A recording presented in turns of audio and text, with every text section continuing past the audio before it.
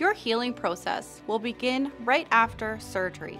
Taking care of yourself after discharge, attending your follow-up appointments with your healthcare team, and participating in rehabilitation are all aspects of healing and will reduce your future risk. The length of your hospital stay will depend on the way your cardiac surgery is performed. If there is an incision along the middle of the chest, a sternotomy incision, the average length of stay is about 4 to 5 days, not including the day of surgery. If it is done through a minimally invasive incision on the left or right side of your chest or underneath your pec or your breast area, between the ribs, a thoracotomy, the average length of stay is about 2 to 3 days, not including the day of surgery. You may need to stay a little bit longer. For example, if your heart rate needs to be monitored. No matter the length of your stay, on discharge, you will be given a prescription for your medications that you will need to have filled at your pharmacy on your way home. Hello, my name is Suad Al-Mansouri. I'm a social worker at the Heart Institute.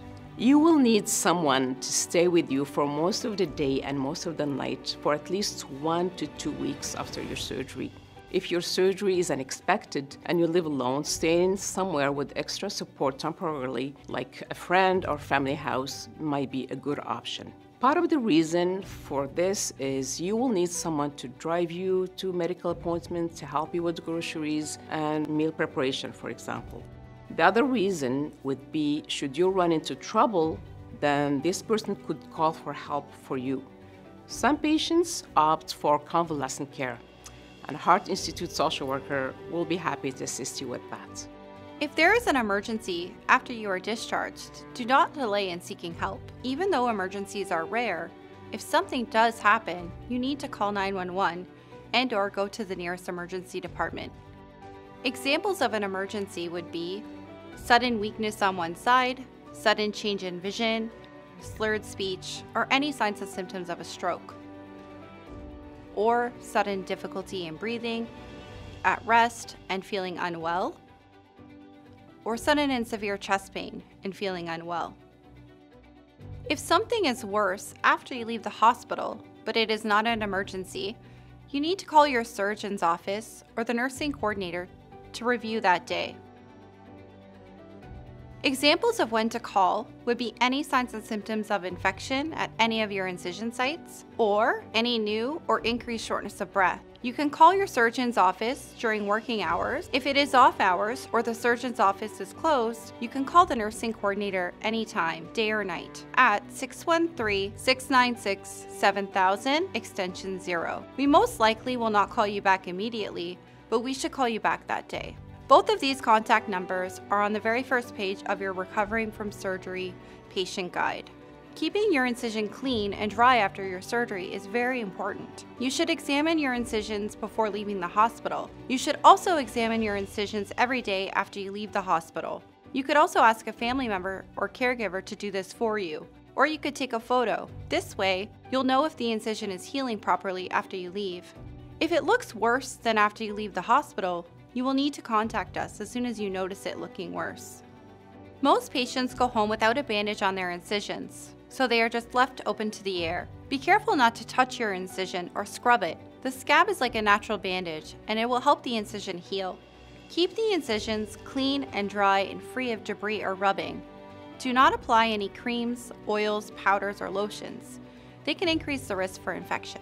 If you require a dressing change on one of your incisions after you leave the hospital, we will organize that for you at home. If there is a nurse in the community doing your dressing at home, be sure to examine your incision when the dressing is changed. It's still important that you contact us at the Heart Institute if there's any worsening with any of your incisions. If you've had an incision on one of your legs, swelling on that side of your leg is expected and may continue for a few weeks. To reduce the swelling, you can keep your leg elevated while you're in a sitting position and avoid crossing your legs. You can use the Cardiac Surgery Management Zone stoplight tool to help you know what is normal or not so normal with your incisions. If you're in the green zone, continue as is. Ensure that your incisions are clean and dry. It's normal to feel some pulling, burning, or numbness near the incision site. It's also normal for there to be a little notch at the top of the sternum if you have a sternal incision. This will take about a month or two to come down. Again, Don't apply any oils, creams, or lotions to any of your incisions. If you've been home for a week or so and something changes and you notice you've moved into the yellow zone, maybe you notice there's more redness or any new drainage, or you feel an increase in pain, please call us that day. Do not wait. This can help decrease your risk for infection. If you're in the red zone and you notice any of the following, the incision is open or it's gaping, there's any creamy or pus-like drainage, bad odors, a fever, which is 38 degrees Celsius or higher, these are all signs of a possible infection. If you see any of these signs, please call us that day so you can call your surgeon's office or the nursing coordinator. We most likely will arrange to see you in person that day or the next business day in our clinic if an infection is suspected. To keep your incision clean and dry, you should have a shower once a day or once every second day. Have someone nearby the first few times you will have a shower at home. It will be physically demanding and you might need some help. Keep your shower short and make sure the water isn't too hot. The pressure of the water may be uncomfortable on your incision, so avoid allowing it to fall directly on that location. Use a gentle soap to wash your body as usual. The water and soap may roll over your incision, but don't scrub off the scab. When you are done, gently pat the incision dry with a clean towel and launder that towel after each use. You will likely need to rest for a while after your shower for the first few weeks. It will be like doing an exercise, and you may feel tired. If you have a bandage on your incision, you can coordinate your shower with your home care nurse. Never leave a wet bandage on an incision.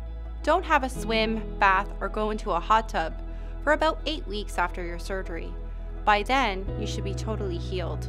Anyone with a sternal incision and a C-cup or higher breast size should wear a soft bra that closes in the front if possible. It should be comfortable, yet supportive. Wear it most of the day and most of the night to help prevent the extra pull of the breast tissue on the incision and sternum. This can help promote healing and also possibly decrease your risk for infection and maybe even decrease your pain. If needed, you can use a clean gauze pad changed daily to protect your incision scab and ensure there is no rubbing or irritation by your bra at the bottom. Also, you can use clean gauze to wick away any moisture in between your breasts to ensure the incision stays clean and dry. If you have an incision down the middle of your chest called a sternotomy, you must also protect the broken sternum bone to ensure it heals well.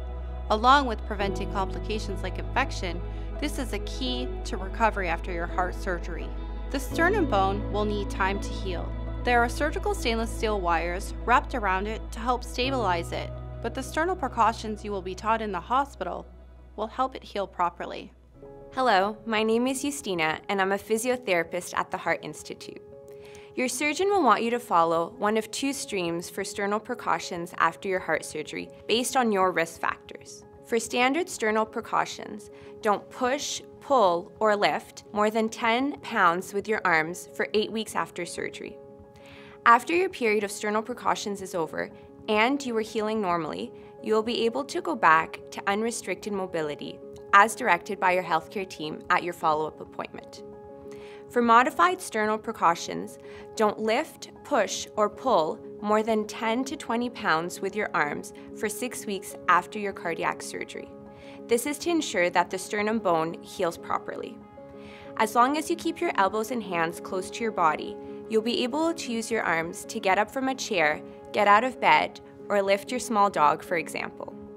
After your period of sternal precautions is over and you are healing normally, you'll be able to go back to unrestricted mobility as directed by your healthcare team at your follow-up appointment. If you need to cough or sneeze, cross your arms over your chest and hold yourself tightly like this to protect your sternum. Patients who undergo a minimally invasive surgery through an incision on the right or on the left side of the chest will be able to move around freely without restrictions. You may be able to return to work and driving sooner. You can discuss this with your surgeon. The patient guide includes gentle exercises that will help ease pressure in your shoulders and back. You should do them as directed as long as they don't cause pain. After your surgery, you may notice some slight shortness of breath. Performing your deep breathing and coughing exercises regularly will help open up your lungs after surgery. This will also help dislodge mucus from your lungs. Here's how to do them. Sit up tall in a chair. Take a big, deep breath in through your nose and try to fill the bottom section of your lungs with air. Then, release through your mouth as if you were blowing out candles on a cake. Repeat 10 times. Support your incision by crossing your arms over your chest and cough twice. For the first 6 weeks after you're discharged, do these breathing exercises every hour while you are awake. If your shortness of breath becomes worse at home but is not an emergency, please call us that day. It should get better slowly. The physiotherapist will give you a personalized walking program before you are discharged. You'll be able to find it in your patient guide. You will need to follow this program until you begin your cardiac rehabilitation program. It's important to ensure you are doing your exercises after your surgery to help your circulation, decrease the risk of blood clots, and to help decrease fluid buildup in your body. Remember that it is normal to feel tired after surgery. Take it one day at a time. Cardiac rehabilitation. Attendance in a cardiac rehabilitation program can reduce the chances of being readmitted into hospital by 31%. It will also help reduce your mortality by 25%. You should expect your cardiac rehab follow-up about 6 to 8 weeks after your surgery.